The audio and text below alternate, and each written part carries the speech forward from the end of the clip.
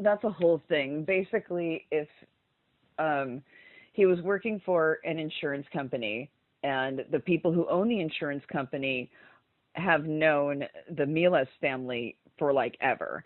And so both Eli and his brother started working for that company, I don't know, like 10, whatever, 12 years ago. And then they were there for all that time. Now, what happened was that Eli saw an opportunity to basically he thought he could get some money and that nobody would find out about it.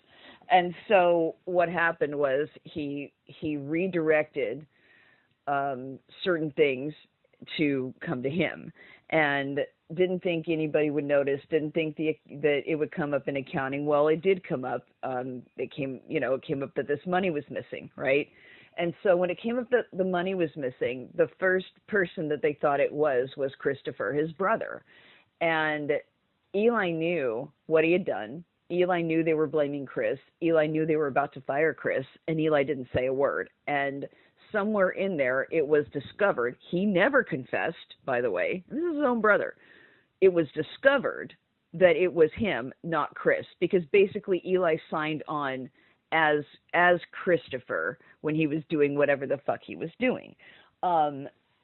So what happened was that they knew there was embezzlement. They thought it was Chris. It was discovered it was Eli.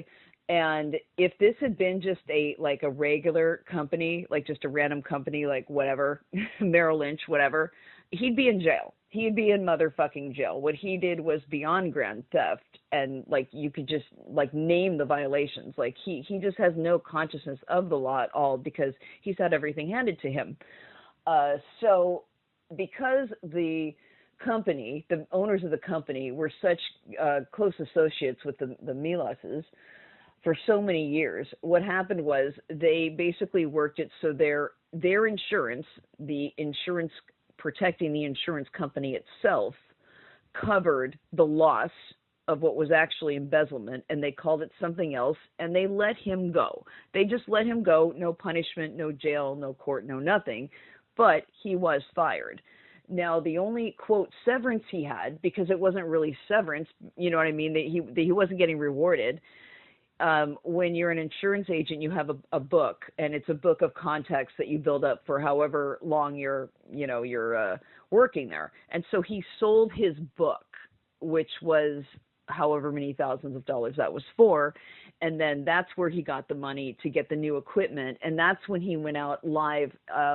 I think he's deleted a lot of those lives, but he said, I'm giving myself until October. I'm doing this full time. When he was having those triggered lives about how he's just going to do this full force and he's going to quit if it doesn't get right by this time, that was like him stressing out about this whole thing going on, right?